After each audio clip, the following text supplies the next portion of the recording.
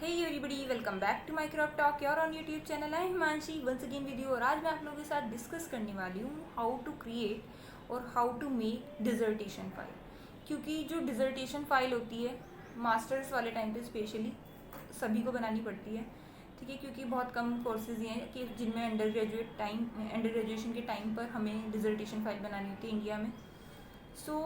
इसीलिए ही बहुत सारे स्टूडेंट्स को सबसे ज़्यादा कन्फ्यूज़न इसी चीज़ में रहता है। मेरे पास बहुत सारे कमेंट्स आते भी हैं इससे रिलेटेड, बट एक रिसेंटली कमेंट आया था तो मेरे को लगा क्यों ना आज का ये टॉपिक मैं यही रखूँ कि डिजर्टेशन फाइल कैसे बनानी चाहिए। जो शुरू करते हैं टॉपिक को, मैंने एक लिस्ट यहाँ पर अपने पास बना के रखी है जिससे कि कोई भी पॉइंट मैं छोड़ूँ नहीं, क्योंकि बहुत सारी चीज़ें हम वीडियो बनाते हुए भूल जाते हैं। ये मेरी डिजर्टेशन फाइल है और मैं सच में कहूँगी कि मैं अभी भी आज तक भी जब भी इसको खोलती हूँ तो मैं बहुत सारी चीज़ों को लेकर के सेटिस्फाई नहीं होती हूँ।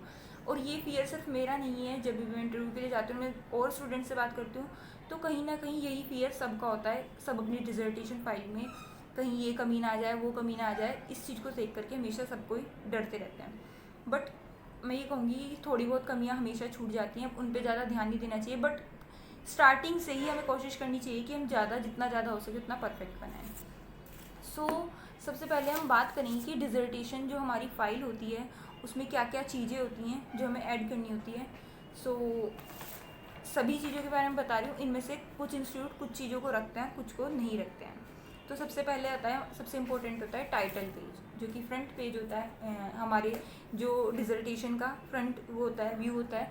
एक तो ये जो आप देख सकते हैं, ये जो कह सकते हैं ना, जो कवर है बाइंडिंग की गई है उस पर भी लगाया गया है। और इसको खोलने के बाद सेम कंटेंट ही लिखा होता है यहाँ पर, ठीक है। ये वाला जो पेपर होता है यहाँ पे लिखा होता है, ठीक है। तो यहाँ पर आपको क्या क्या चीज़ें लिखनी होती है। सबसे पहले आपको अपना टॉपिक लिखना होता है, देन आपको लिखना होता है कि आपका प्रोजेक्ट, अब ये क्या है, एक प्रोजेक्ट रिपोर्ट है, ठीक है, submitted in partial fulfilment of for the requirement of your degree, ठीक है, जो भी आपकी डिग्री है, ठीक है। मास्टर ऑफ साइंस है, मास्टर ऑफ साइंस लिखिए। आप एमए कर रहे हैं तो मास्टर ऑफ आर्ट्स लिखिए, या आपको एमकॉम कर रहे हैं तो मास्टर ऑफ कॉमर्स लिखिए, ठीक है। इन मेरा माइक्रोबायोलॉजी सब्जेक्ट है तो मैंने लिखा है master of science in microbiology. Then आपको अपने इंस्टीट्यूट का एक लोगो देना होता है। देन सबमिटेड बाय, जिसने भी सबमिट किया है, फॉर एग्जांपल मेरा नाम हिमांशी है तो मैंने यहाँ पे हिमांशी लिखा है। देन आपको डिपार्टमेंट ऑफ माइक्रोबायोलॉजी, जिसमें भी आप डिपार्टमेंट में सबमिट करने वाले हैं उस डिपार्टमेंट का नाम देना होता है। एंड देन आपका जो भी कैंपस है, जिस भी यूनिवर्सिटी से आप कर रहे हैं, उसका नाम देना होता है। अब यही जो सेम चीज़ है, ये क्या हो जाता है, कभी कभी कुछ इंस्टीट्यूट में चेंज हो जाती है। तो जब भी आप अपना डिजर्टेशन बनाना शुरू करें, एक बार आप जा करके अपने इंस्टीट्यूट में देखें कि आपके प्रीवियस जो सीनियर हैं उन्होंने कैसे अपनी फ़ाइल को मेंटेन किया था, कैसे बनाया था।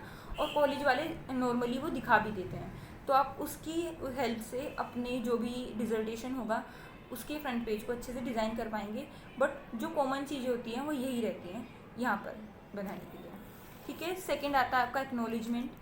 एक्नॉलेजमेंट में आप क्या करते हैं, थैंक करते हैं सभी को जिस भी तरीके से आपकी हेल्प की है इस चीज़ को बनाने में, डिजर्टेशन को बनाने में। ये आप नॉर्मल जो आप सेमिनार फाइल्स बनाते थे उसमें भी करते आ रहे हैं, तो आई थिंक ये टॉपिक ऐसा नहीं है जिसमें किसी को प्रॉब्लम होगी। Next, abstract. अब एब्स्ट्रैक्ट ऐसी चीज़ है कि कुछ यूनिवर्सिटीज़ या कुछ कॉलेजेस ऐसे होते हैं जो एब्स्ट्रैक्ट रखवाते हैं, कुछ नहीं रखवाते हैं, ये परमानेंट नहीं है। तो इसमें आप एब्स्ट्रैक्ट में लिखते हैं क्या है, जनरल समरी लिख देते हैं कि जो जो आप इस डिजर्टेशन में आगे करने वाले हैं, क्या क्या आपका रिसर्च टॉपिक रहा था, उसका रिलेशन, बहुत ही कम वर्ड्स में, लगभग 150 वर्ड्स तो अप टू 300 वर्ड्स आपको ये देना होता है।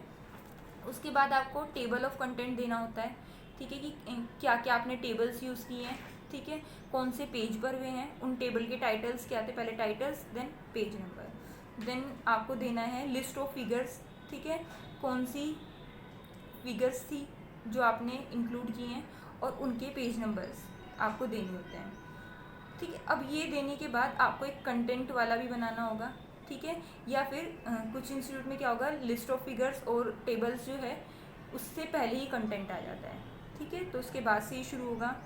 देन लिस्ट ऑफ एब्रीवेशंस की कौन कौन सी एब्रीवेशंस आप यूज़ कर रहे हैं। देन ग्लोसरी आएगी, ग्लोसरी में आप क्या क्या डालते हैं, कि ये ज़रूरी नहीं होता है, ठीक है, जो भी इम्पोर्टेंट सर्चेबल टर्म्स होती हैं या स्पेशल टर्म है आपकी डिजर्टेशन में, वो आप यहाँ पर ऐड कर सकते हैं। अदरवाइज़ मैक्सिमम इंस्टीट्यूट्स इसको नहीं रख पाते हैं। देन आपका मेन चीज़ आती है एम एंड ऑब्जेक्टिव, ठीक है, क्या आपकी डिजर्टेशन का एम है, ठीक है, और क्यों आपने वो एम लिया। मेनली इतना डिटेल में नहीं बताना होता, डायरेक्टली आपको एम बताना है एंड देन उसके ऑब्जेक्टिव्स क्या क्या हैं। ऑब्जेक्टिव्स के लिए मैं बोलूँगी, अगर मैं अपनी डिजर्टेशन की मैं बात करूँ, इसमें मैंने जो एम एंड ऑब्जेक्टिव्स लिए थे, ठीक है, वो कैसे थे। एम एंड ऑब्जेक्टिव्स थे मेरे, मैंने पॉइंट्स में लिए थे, ठीक है, कैसे लिए थे, पॉइंट्स में लिए थे। एम डायरेक्टली डाला, देन उसके ऑब्जेक्टिव्स, जैसे यहाँ पर आप देख पा रहे हैं मैंने 3, मैं इसका की थोड़ी लाइट पड़ रही है इस पर, तो मैं यहाँ साइड में इमेज लगा दूँगी, ठीक है। तो क्या है, ऑब्जेक्टिव्स को आप कोशिश करिए कि आप बुलेट्स लेकर के उसको डिवाइड करिए अपने ऑब्जेक्टिव को, ठीक है। नेक्स्ट क्या होता है, आपने एम एंड ऑब्जेक्टिव लिख दिया। अब एम एंड ऑब्जेक्टिव वाला जो चैप्टर होता है, ठीक है, एम एंड ऑब्जेक्टिव का चैप्टर कई लोग इंट्रोडक्शन से पहले रखवाते हैं और कुछ बाद में रखवाते हैं, तो आप अपने इंस्टीट्यूट में एक बार बात कीजिए कि वो किस तरीके से चाहते हैं। देन उसके बाद आपको क्या रखना है, इंट्रोडक्शन रखना है। इंट्रोडक्शन में मेनली आपको बताना है अपने टॉपिक के बारे में, ठीक है, कि ये जो आपने टॉपिक लिया है वो टॉपिक किस बारे में है, क्यों आपने वो सेलेक्ट किया है। नेक्स्ट आपको पर्पस बताना है, उसका रिलेवेंस बताना है, रिव्यू देना है, एंड इन लास्ट में आपको क्या बताना होता है, रिसर्च गैप बताना होता है। मतलब कि इतना सब कुछ के बाद भी ये क्यों, मतलब ये टॉपिक क्यों आपने चूज़ किया है, ठीक है, और अभी तक इस पर क्या वर्क हो गया और क्या क्या कर सकते हैं इस टॉपिक में आगे, आपको इंट्रो में बताना होता है। नेक्स्ट आपको बताना होता है literature and review. Literature and review बहुत ही बड़ा पार्ट होता है हमारे पूरे डिजर्टेशन का। लिटरेचर एंड रिव्यू में आप क्या करते हैं, जो एग्जिस्टिंग वर्क है उसको बताना होता है, देन इससे जो कोरिलेटेड वर्क है उसको बताना होता है, एंड जो भी आर्ग्यूमेंट हैं इस वर्क से रिलेटेड, ठीक है, वो किस किस ने दिए हैं, उन सभी जो भी पहले साइंटिस्ट या रिसर्चर इस टॉपिक पे वर्क कर चुके हैं उन सभी को लेकर के आपको चलना होता है। और मेरे ख्याल से जो सबसे बड़ा पार्ट जो होता है, one of the largest part of our dissertation is literature and review. Then आता है मैथोडोलॉजी, ठीक है, मैथोडोलॉजी में क्या आती है कि कौन कौन से मेथड हमने यूज़ किए हैं, ठीक है, अपने इस प्रोजेक्ट को करने के लिए। जैसे रिसर्च वाला है तो आप कौन कौन से रिसर्च मेथड, कौन कौन से आपने टेक्निक्स यूज़ किए हैं उनके बारे में बता सकते हो। नेक्स्ट अगर आप नॉर्मल बना रहे हो, जैसे कि एक थियोरटिकल सब्जेक्ट है या लैंग्वेजेस हैं, तो उसमें बता सकते हो आपने कुछ डेटा किए हैं तो आप डेटास के बारे में बता सकते हैं कि आपने प्राइमरी डेटा लिया है या सेकेंडरी डेटा लिया है। प्राइमरी डेटा क्या होता है, जो हम डायरेक्टली लोगों से सर्वे के थ्रू लेते हैं, ठीक है। सेकेंडरी डाटा क्या होता है कि हम उसमें कुछ मैगजीन्स यूज़ कर ली, या पहले से कुछ भी कंटेंट न्यूज़पेपर में कंटेंट अवेलेबल था, उनमें कुछ टेबल्स अवेलेबल थी, जिससे हमने उसको क्या किया है, एडोप्ट किया है।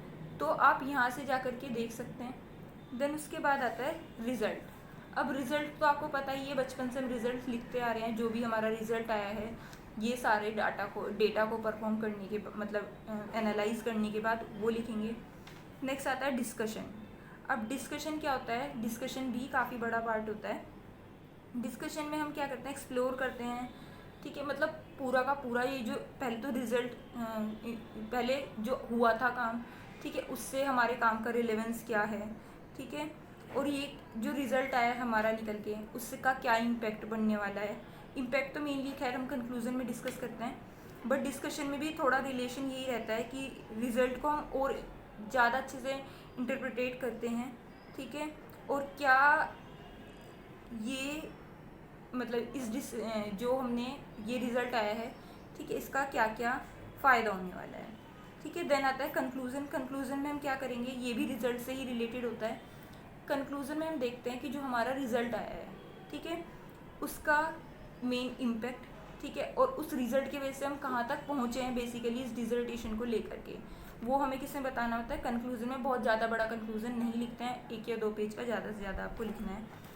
देन आती है आपकी बिबिलोग्राफी या फिर रेफरेंस लिस्ट। जो भी आपने मेरे ख्याल से जो सबसे ज़्यादा रेफरेंस निकलता है वो लिटरेचर एंड रिव्यू से निकलता है, क्योंकि हम मेनली देख रहे होते हैं कि दूसरे रिसर्चर्स जो हैं उन्होंने क्या क्या वर्क किया है, और बाकी में भी जो भी आप शायद आपने इंट्रोडक्शन में भी किसी न किसी के वर्क को यूज़ किया होगा, तो आप या फिर बाकी मेथडोलॉजी में जो अभी आपने जिस भी साइंटिस्ट के पहले मेथड्स को भी यूज़ किया है, उन सभी को आपको रेफरेंस देना होता है, रेफरेंस लिस्ट। रेफरेंस किस तरीके से बनाते हैं, अगर आप चाहते हैं मैं उस पर वीडियो बनाऊँ तो मैं एक वीडियो जल्दी उस पर भी अपलोड करूँगी। जो कि आपके लिए आई थिंक हेल्पफुल होगी। देन आपको अपेंडिक्स देना होता है, ठीक है। अपेंडिक्स में आपको पता ही है क्या क्या देना, क्या क्या आप दे सकते हैं, ठीक है। अब नेक्स्ट आती है कि सबसे ज़्यादा बड़ा पोर्शन कौन सा होता है। एक तो लिटरेचर एंड रिव्यू होता है, ठीक है। एंड दूसरा आपका मेथोडोलॉजी वाला पोर्शन थोड़ा बड़ा हो सकता है। एंड डिस्कशन वाला पोर्शन डिसर्टेशन में सबसे ज़्यादा बड़ा होता है, ठीक है। शॉर्टेस्ट होता है आपका रिजल्ट एंड कंक्लूजन, ठीक है। फ्रंट पेज में आप लोगों को बता ही चुकी हूँ कि आप लोग कैसे बना सकते हैं। एक बात आती है इसके बाद जो सबसे ज़्यादा इंपॉर्टेंट होती है कि जब डिसर्टेशन बनाना शुरू करें तो पहले क्या लिखें, ठीक है। ये तो आपको बता ही दिया है मैंने। जब भी आप डिसर्टेशन बनाना शुरू करें तो सबसे पहले आपका टॉपिक आपको पता होना चाहिए। देन क्योंकि अगर आपने वर्क शुरू भी नहीं किया है तो आप लिटरेचर एंड रिव्यू करना शुरू कर देते हैं और आपको कहीं ना कहीं अपने टाइटल से रिलेटेड इंट्रोडक्शन भी मिलना शुरू, क्योंकि आपके माइंड में एक क्रूड सा एक कह सकते हैं कि बनना शुरू हो जाता है, इमेजिन करना शुरू कर देते हो आप, उससे रिलेटेड हाइपोथेसिस थोड़ी बहुत डेवलप करना शुरू कर देते हो टॉपिक से रिलेटेड। तो आपको कहीं ना कहीं पता चल जाता है कि मेरा मेन वर्क इस पे होने वाला है, तो उस पर इंट्रो वाला पोर्शन आप लिखना शुरू कर दें। और उससे भी पहले आप क्या करें, वर्ड फाइल में आप जिसमें भी बना रहे हैं अपने जितने भी चैप्टर्स आपने डिवाइड किए हैं, जैसे कि इंट्रोडक्शन, लिटरेचर एंड रिव्यू, ठीक है, एम एंड ऑब्जेक्टिव्स, या फिर मेथोडोलॉजी, है ना, रिजल्ट, कंक्लूजन, डिस्कशन, ये वाले चैप्टर्स आप टाइप करके कर लें। और जिससे रिलेटेड जब भी कंटेंट आपको मिले तो आप साथ साथ लिख सकते हैं। और इससे क्या फ़ायदा होगा, क्योंकि सबसे ज़्यादा प्रॉब्लम लास्ट में रेफरेंस लिखने में आती है, साथ साथ आपके रेफरेंस भी क्या होंगे, अरेंज होते जाएंगे। जो भी आप कंटेंट ले रहे हैं, जहाँ से भी ले रहे हैं, उसका रेफरेंस आप साथ साथ बिब्लियोग्राफी वाले सेक्शन में लिख सकते हैं। बहुत सारे कॉलेजेस ऐसे होते हैं जो अल्फ़ाबेटिकल ऑर्डर में लिखवाते हैं रेफरेंसेस, तो आप बाद में उसको चेंज कर सकते हैं। या फिर कुछ सॉफ्टवेयर्स भी आते हैं पेड एंड नॉन पेड, जिसके थ्रू भी आप अपने रेफरेंसेस को अरेंज कर सकते हैं। सो यस, यही था हमारा आज का वीडियो जिसमें मैंने आप लोगों को बताया डिसर्टेशन को आप कैसे बना सकते हैं। सो आई होप ये वीडियो आपके लिए हेल्पफुल रहा होगा। अगर ये वीडियो आपके लिए हेल्पफुल रहा है तो वीडियो को लाइक करिए, चैनल को सब्सक्राइब करें। आज के लिए इतना ही, मिलते हैं नेक्स्ट वीडियो में। Don't forget to subscribe Micro अपटॉक।